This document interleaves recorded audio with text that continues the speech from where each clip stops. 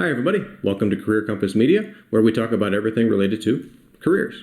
So I was thinking the other day, I'm almost 50 years old, and I started thinking of, what are some of the lessons that I've learned over the course of my career?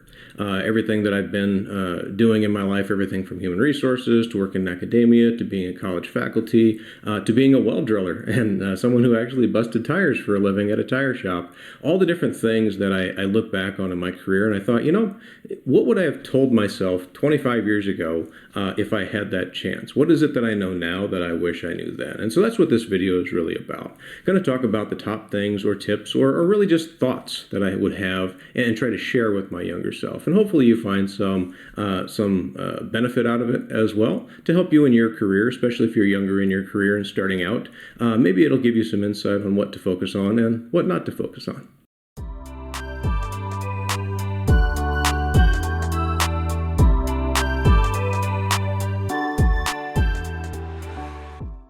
So first and foremost, the first thing I would tell myself is, mentors are important. Find people that can be objective, people that can help you, people that you can emulate when you want to build your leadership style or maybe get career advice.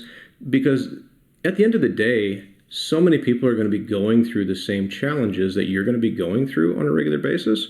They've been through it, they've lived through it, they can really give you some insight and be preventative in a way that stops you from making the exact same mistakes that they probably have made. So I would really tell myself, Jason, you're 20, 25 years old.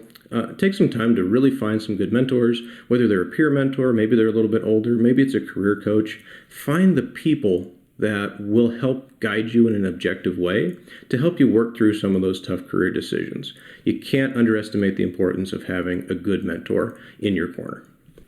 So the second bit of advice I'd give myself is don't be resentful if you don't get that promotion or don't get that raise or don't get the accolades that you think you deserve. And I say this because, when you're young especially, when I think back when I was in my mid-20s, I was impatient. I thought that, I should get a raise faster, I should be able to move up, or I should be the person in charge. And the reality is, everyone thinks that when they're young. Everyone who's putting the time in thinks that they deserve the next step.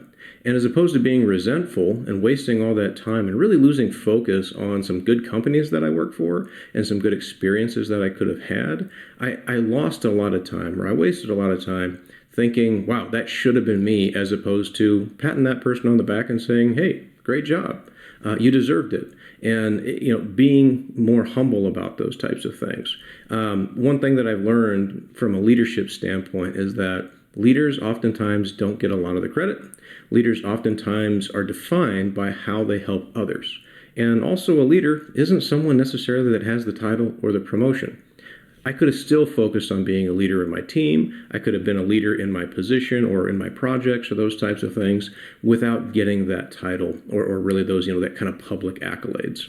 So again, my second recommendation I give to myself, or the second bit of advice, is don't be resentful. Be happy for someone who gets a promotion over you, or maybe who, gets a little bit of the accolades that you thought you should have got. Because the reality is they work hard too, and they deserve it just as much as you. This kind of leads me to my third bit of career advice, which is, either buy in to what you're doing and the organization that you're working for, or bail out. And what I mean by that is, a company is not an easy thing to build. It's not an easy thing to sustain. And if someone is going to offer you a job, someone's going to give you that chance to do good and support your lifestyle, support your family, the least you should do is buy into the cause, be a part of solutions, and not be someone who's constantly negative or cynical about change or those types of things. Buy into what it is that they're trying to work with. And if it's something that you can't do, or you just feel it maybe goes against your principles, you know what? Don't waste their time and efforts and their resources, and also don't waste yours. There's plenty of opportunities out there. If it doesn't feel like the right fit, find yourself the right fit. Find something that you can buy into and really enjoy long term. So the next bit of career advice I'd give myself is remember that work supports your life. You're not supposed to live to work. If you're living to work, quite honestly, you should go get yourself a life. And early in my career, I was a bit of a workaholic. And what I noticed over time is that I'd put so much into work that after 3, 4, especially about that 5-year mark, I'd get to about 5 years and just feel burnt out. I'd kind of have those negative feelings of, hey, I keep putting more time and I keep putting more effort in. And what I realize now later in life, this last decade or so, is really if I'm more balanced and I'm making sure that I'm enjoying my life, I can come back to work and be recharged. And when I'm back at work recharged, I do a better job for myself. I do a better job for my family. I do a better job for the organization as a whole. Nobody can run at 100 miles an hour all the time, every day, all day long. That's literally going to lead to burnout. And so I would tell myself that, run to 100%. When you need to, but when the clock strikes 5 or whatever it might be, make sure you decompress, make sure you recharge, and come back the next day for the next shift or the next project or whatever it might be as the best you can possibly be. And that takes time off from work.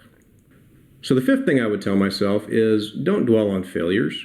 Nobody likes to mess up. Nobody likes to know that they were the weak link. At the same time, we're all human. It's okay to give yourself some grace. Earlier in my career, I would spend a lot of time just worrying about, did I dot all my I's? Did I cross all my T's? And don't get me wrong, you want to be thorough. You want to make sure that, you're doing everything you can. You're doing your due diligence, but the reality is some things come up that you just don't control. So really control what you can control. If you happen to make a mistake, own it. Don't pawn it off on someone else. Don't make it someone else's problem. If you created a mess, you clean up your own mess.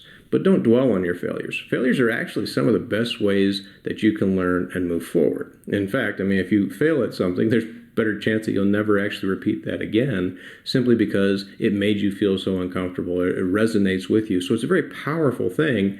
What you need to do is leverage that power, leverage that learning, and make sure that you don't make those mistakes and you grow from it. Everyone makes mistakes. Everyone's going to fail at some point in their career. And quite honestly, if you meet someone that says, I've never failed at anything in my life, you probably don't want to hire that person. You probably don't want that person on your team because they're not going to do anything but take credit for all of the good stuff and blame everybody for all the bad stuff. So the last thing I'd probably tell myself if I had a chance to turn the clock back 25 years is to set some realistic goals early, ones that were realistic, ones that were achievable, ones that stretched me a little bit, but also ones that were clear. A lot of my early goals were more based around salary or job titles. And at the end of the day, don't get me wrong, we all need money to live. We all, want to have some fancy job title, but at the end of the day, those things don't make you feel fulfilled. The goals that I probably should have set, the realistic goals, are the ones where I challenge myself mentally. I challenge myself to be creative. I challenge myself to get out of my comfort zone as much as possible, as opposed to chasing a job description or a detail or, dollars and cents. I would set some goals that really made me grow as a person as opposed to a financial goal or those types of things.